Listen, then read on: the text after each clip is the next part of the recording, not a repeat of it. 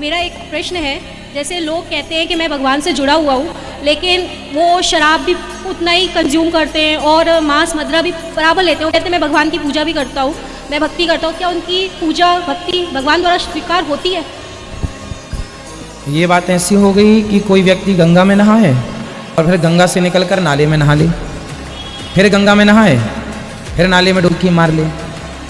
तो ये वही है कि जो हम पुण्य करते हैं वो तो हमें मिलना, आपने अच्छे काम किए, भगवान का चिंतन किया, उसका बेनिफिट तो मिलेगा, फल तो मिलेगा, पर निरंतरता में बना रहे, कंटिन्यू रहे वो अच्छा काम, तब ना बुरी चीज़ें।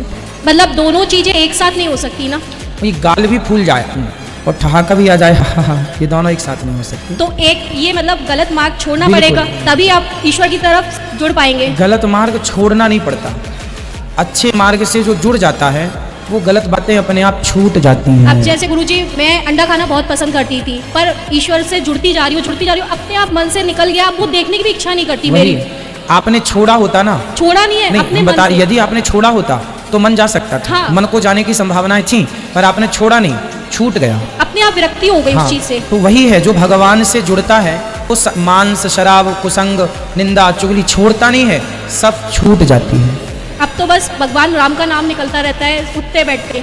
उन लोगों को बोलिए जो खाते पीते हैं, उनको बस सत्संग से जोड़िए। आप उनसे ये मत कहिए कि तुम शराब छोड़ो, उनको ये कहो तुम कथा सुना करो, सत्संग किए। जब सत्संग से जुड़ेंगे तो उनसे फिर कहना नहीं पड़ेगा कि छोड़ दो।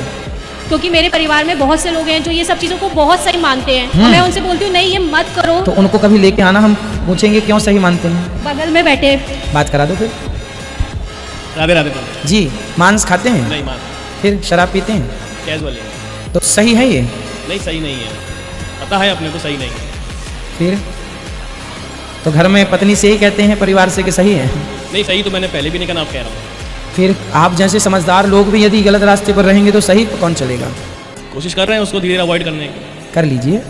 और शराब से किसी का भला नहीं है, मुझे जानकारी है, भला उसमें लिखा भी रहता है, भला तो किसी चीज़ का नहीं है, फिर भी धीरे धीरे कोशिश कर रहा हूँ अवॉइड करने की। और भगवान चाहे कि कोशिश ये करिए कि अब नेगलेंस खत्म हो जाएगी।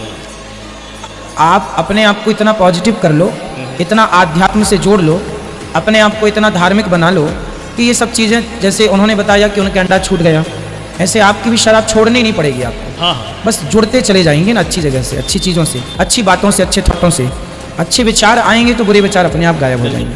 तो बस वही है, विचारों का खेल है। हम कहते हैं, हम क्या सब कहते हैं, शास्त्र गुरुजन, व्यक्ति बुरा नहीं होता, आप बुरे नहीं होते, ना समाज बुरी होती है। बुरी और भली यदि होती है तो संगति होती है, संगत। आप बुरे की संगत कर लो, बुरे हो जाएंगे, अच्छे की कर लो। बस कसाई की संगत कोई करे तो मारना अपने आप सीख जाएगा, और संत की संगत करे तो माला जपना अपने आप सीख जाएगा। तो संगति अच्छी कर लेंगे ना तो ये सब चीज़ें आपका दोष नहीं है, ये आपकी संगति का दोष है। अच्छा ये बताइए, आप सही बोल रहे हैं, हम संगति है कि शराब? संगति नहीं है। फिर कैसे आ गई? कभी थोड़ा स्ट्रेस मान सकते हैं लाइफ। तो क्या समाधान ये है कि हम टेंशन में? समाधान तो नहीं है इसी चीज़ का, लेकिन कुछ परिस्थिति सिचुएशन कभी आ जाती है लाइफ में, तो कभी अकेलापन का महसूस हो जाता है। कितने साल के हैं आप? मैं 33। हमसे 1 साल बड़े हैं आप। तो जिस उतार चढ़ाव से आप गुजर रहे हैं, क्या है, करीबन 5 इयर्स पहले फादर एक्सपायर हो रहे थे, तो लाइफ में इतना अकेलापन सा हो गया था कि कुछ बातें ऐसी होती हैं मन में जो अपन कभी शेयर ही नहीं कर पा रहे किसी से। तो कुछ बातें मन में आती गई, तो उससे छुटकारा पाने के लिए कभी कोई संगति वाला काम नहीं है और ना ही कोई ओवर लिमिट वाला काम है। तो आपको ये किसने बताया कि ये जो गलत थॉट आ गए हैं, नेगेटिविटी आ गई है, उसको शराब पीने से वो बताया किसी ने नहीं है, और ये भी नहीं बोला कि छोड़ने से भी चले जाएगी। अगर आने से नहीं जाती तो छोड़ने से भी नहीं जाती, ये भी कोई नहीं बताया। बस थोड़ा सा कभी कुछ बातें ऐसी जो नहीं हो पाती हैं, तो उसी चीज़ तो उनका समाधान शराब नहीं है। उसी समाधान को भी अपन प्रयत्न कर रहे हैं। ऐसा नहीं है कि अपन चीज़ को समाधान का कोई प्रयत्न नहीं किया। जो भी आपके मन में हो आप मेरे से कह दो। आज भी अपन भगवान की कृपा से लाइफ में 12 घंटे से पहले मेरे जूते नहीं खुलते पैरों के। अगर सुबह 9 बजे बन गए तो रात को 9 बजे उतरेंगे नहीं। लेकिन तब भी कभी लाइफ में कुछ सिचुएशन कभी आ जाती हैं तो उसको फेस करना मेरे लिए मुश्किल हो जाता है। ये उतार चढ़ाव सबके जीवन में आता है। आपको क्या लगता है हमारे जीवन में उतार चढ़ाव नहीं है? सबके जीवन में, इनके जीवन में नहीं है। ऐसा कोई नहीं है संसार में जिसको कोई कष्ट ना हो। फिर पहला या तो शारीरिक या कोई और मन का कष्ट। इसलिए अपने पास मतलब जो है कष्ट मानसिक है, कई मतलब शारीरिक नहीं है। मानसिक रोग के लिए ना भागवत सुननी चाहिए। जो व्यक्ति भागवत श्रवण करता है, गारंटी हम लेते हैं, कितने लोग डिप्रेशन में चले गए थे, अच्छा से बाहर आ गए। तो डिप्रेशन क्या है? हम व्यर्थ की चीज़ें सोचते रहते हैं, कुछ ना कुछ दिमाग में चलता रहता है। वो सारी चीज़ें चलते चलते चलते चलते जब बहुत सारा स्टोर हो जाता है, बहुत सारा कचरा जमा हो जाता है, तब फिर आप कोई एक निर्णय की ओर बढ़ते हैं, कोई डिसीजन लेते हैं, और वो डिसीजन किसी का आत्महत्या करने का भी हो सकता है। नहीं इतने नहीं, मैं आपकी नहीं बोल रहा हूँ, मैं बता रहा हूँ कि जब आदमी डिप्रेस होता है, टेंशन लेता है, तो कई बार वह आत्महत्या करने की, फिर शराब पीने की, चरस अफीम जो भी होता हो भगवान जाने, सब रास्ते पर, बुरे रास्ते पर चल पड़ता है।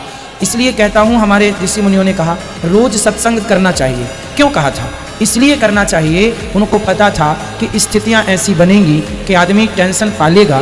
तो टेंशन यदि आज आपने की है, आज कोई दिमाग में बात चल रही है और आज ही आपने सत्संग कर लिया, तो वो आज ही समाप्त हो जाएगी। इसलिए एक घड़ी आधे की पुनियाद, तुलसी चर्चा राम की हरहि कोटि अपराध। शराब पीने से किसी की चिंता मिटती नहीं है, फिर भी आदमी शराब पीता है कि शायद मिट जाए, कभी ना मिटेगी। शराब का नशा उतरते ही चिंता डबल हो जाएगी। बस यदि चिंता जाएगी तो केवल सत्संग से जाएगी। इसलिए सत्संग करो और हर बुरी आदतों को छोड़ने की कोशिश कीजिए। राधे राधे। खुश रहिए।